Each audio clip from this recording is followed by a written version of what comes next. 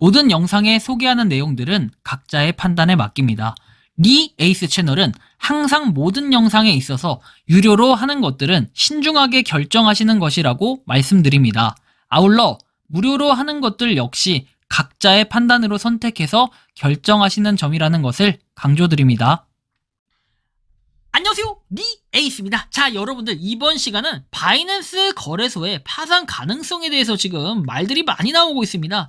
그래서 요거에 대해서 한번 설명을 해드릴 테니까 영상 한번 끝까지 보시면 좋을 것 같아요. 여러분들 잘 아시겠지만 바이낸스, 이 모양만 봐도 굉장히 익숙하죠. 여러분들 코인 거래소 하면은 국내에서는 업비트를 많이 연상할 겁니다. 그런데 업비트뿐만 아니라 이제 해외에서 전 세계적으로 가장 유명한 건 바로 바이낸스입니다. 바이낸스. 근데 이 바이낸스 거래소가 현재 파산 가능성, 뭐 이런 내용이 좀 제기가 되고 있는데, 한번 요번 영상을 통해서 이게 어떤 내용인지 살펴보고 진짜 가능성이 어느 정도인가 한번 살펴보는 시간 가져볼 테니 영상 한번 끝까지 봐주시면 좋겠습니다. 자, 그러면 지금부터 한번 시작을 해볼게요. 일단 바이낸스 거래소 하면은 여러분들 뭐 코인 마켓캡에서도 그렇지만 단연 랭킹 1위 거래소라는 건 다들 잘 아실 겁니다. 코인 마켓캡의 현재 순위입니다. 역시나 바이낸스가 월등하게 1위를 차지하고 있다라는 건 여러분들이 느낄 거고, 가장 점수가 높은 9.9점이라고 내용이 나와 있습니다. 그런데 이런 거래소가 계속해서 유지가 안 되고 파산이 된다? 그건 상당히 큰 문제가 될 것 같아요. 그쵸? 가장 유저수도 많은데. 근데 이제 한번 살펴보면은, 유저수가 가장 많은 건 아닐 거예요. 코인베이스가 더 많지 않나라는 생각이 좀 들긴 하는데, 어쨌든 자, 바이낸스에 보면은 이렇게 나와요. 보이저 디지털 인수 취소해가지고 미국의 규제 때문이라고 여기 보시는 것처럼 4월 26일에 나옵니다. 예측 불가능한 운영 환경이라고 내용이 나와 있는데요. 좀 더 내용을 살펴보면 이렇습니다. 세계 최대 가상자산 거래소 바이낸스가 가상자산 대출 업체 보이저 디지털 인수를 취소하기로 했다. 자, 보이저 디지털 같은 경우에는 바이낸스 US로부터 자산 인수 계약을 해지한다라는 통보를 받았다고 트위터를 통해 밝혔다. 보이저 디지털은 테라 루나 폭락 사태 이후에 가상자산 시장에 대혼란이 발생하면서 가상자산 헤지펀드 3AC가 파산을 하자 3AC에 대출해준 자산을 회수하지 못하면서 지난 7월 연쇄 파산에 이르게 됐다라고 했어요. 그래서 바이낸스가 뭔가 인수를 하려고 했는데 실패를 했다라는 거죠.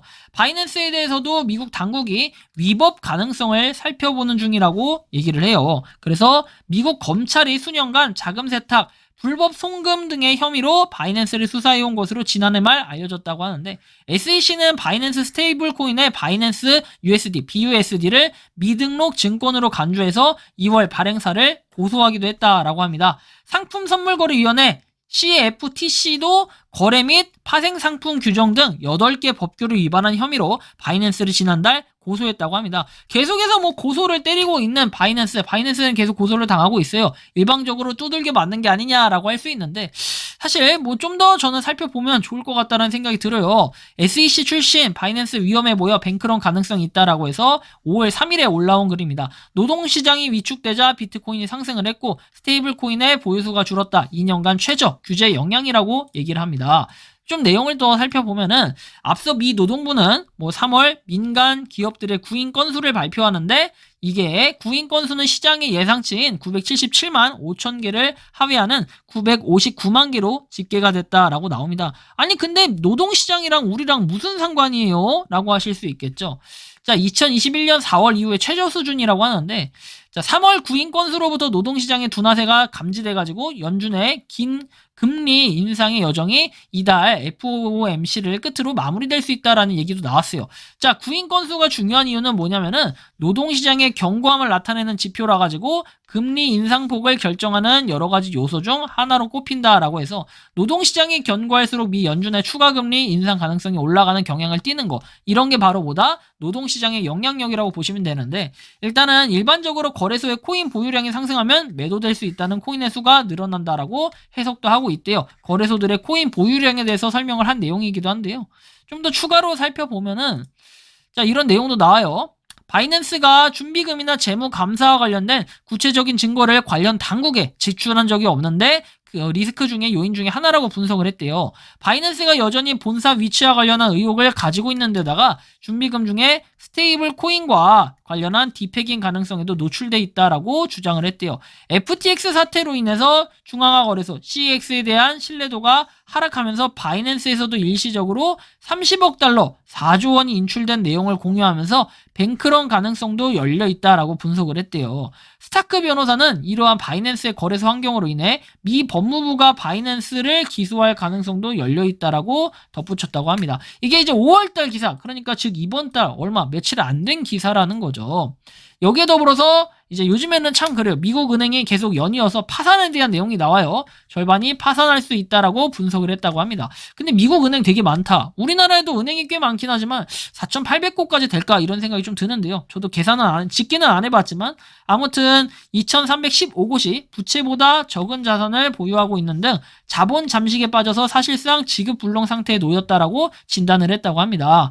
자, 은행 10곳의 리스트에는 1조 달러 이상을 보유한 글로벌 대형 은행 이름도 포함되어 있다라고 하는데 이게 지방은행만 국한된 것이 아니다 해가지고 굉장히 위기감을 드러내고 있어요.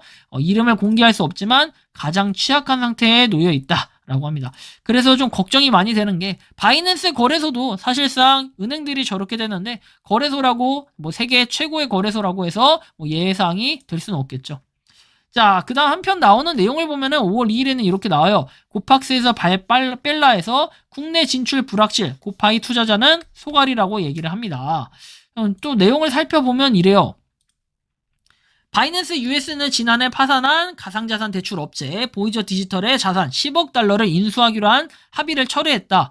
창펑자오 대표에 대한 상품 선물거래위원회 CFTC의 소송 등이 영향을 미친 것으로 풀이가 되고 바이낸스가 부담을 느끼고 있다는 우려가 나왔다. 국내에서는 직접적인 소송에 이루어지는 건 아니다. 근데 전북은행의 위험평가 등이 겹친다라고 했을 때 상당히 좀 느낌이 안 좋다. 제가 고팍스 같은 경우에는 가입은 돼 있지만 굳이 하지 않는 이유를 예전부터 얘기했던 게 바로 이 전북은행이 채택됐다. 그래서 저는 4대 거래소 보통 얘기하면은 업비트, 코인원, 코빗, 빗썸 이렇게 4가지 거래소만 얘기를 하는 이유가 분명히 있어요. 물론 이제 제가 해제라고 해서 이렇게 얘기하는 건 아니에요. 고팍스를 이용하지 말라고 한 적도 없고 고팍스도 5대 거래소에 나름 하나는 맞는데 전북은행이라는 약간 그런 찜찜함이 저한테는 개인적으로 별로 그렇게 좋지는 않게 받아들여졌어요. 지역은행이라는 이 단점이 좀 있기 때문에 뭐 아무튼 뭐 이런 내용들을 쭉 한번 살펴보면 좋을 것 같은데 한편 고팍스에 대한 투자를 쉽게 처리하지 않을 것이라는 분석도 나오고 있기 때문에 이런 부분들은 좀 더 예의주시할 필요가 있겠다. 그리고 나서 이제 가장 최근에 나왔던 게 이제 어제 나왔던 기사예요. 바이낸스 파산설에서 전문가들은 퍼드라고 얘기를 합니다. 좀 더 추가적인 내용을 살펴보자면요.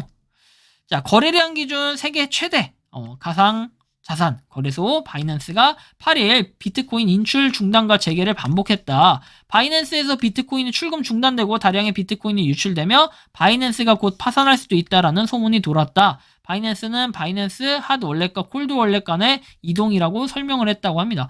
근데 거금을 그렇게 맨날 평소에 이동할 필요가 있나라는 좀 이런 생각도 좀 들고요. 바이낸스가 이제 8일 12시 49분 비트코인 인출을 재개했다. 재발 방지를 위해서 수수료를 조정했다라고 하면서 새벽 네트워크는 혼잡한 문제로 비트코인 인출을 중단 후에 재개했으나 오전 10시경 다시 비트코인 출금을 중단했다라는 이런 내용도 나옵니다. 뭐 여기에 더불어 가지고 웨일와이어는 위 트윗글을 올린 뒤에 바이낸스는 비트코인 출금을 중단하기도 했다. 그리고 거래량도 지난 30일 동안 65% 급감했다. 바이낸스에서 의심스러운 일이 일어나고 있다라고 하면서 바이낸스가 파산 위기에 처했다라는 글을 남기기도 했는데 일부 데이터를 보면은 바이낸스에서 대량의 자금이 유출되고 있다. 하지만 이러한 유출은 실제로 비트코인 주소 조정으로 인한 바이낸스 핫월렛과 콜드 월렛 간의 이동이라고 설명을 했고 훌리오 모네로 크립토컨트 선임 분석가 역시 바이낸스에서 일어난 대규모 비트코인 유출 움직임을 보면은 실제로 바이낸스 소유의 새로 변경 주소로 전송된 비트코인이었다며 실제 유출된 비트코인은 1만 100 BTC에 불과할 가능성이 높다. 1만 100 BTC? 지금 현재 가격 비트코인이 얼마일까요? 자, 현재 비트코인 가격은 여기 나온 것처럼 3,660만 원이라고 한번 잡아볼게요. 자, 3,660만 원. 3,660. 하나, 둘, 셋, 넷 곱하기 1만 100 BTC래요. 이렇게만 해도 어마무시한 가격입니다. 사실 별로 안 되는 것처럼 보이는데요. 여러분들이 단위를 4개로 딱 끊어보세요. 대충 나오죠. 3,696억입니다. 3,696억.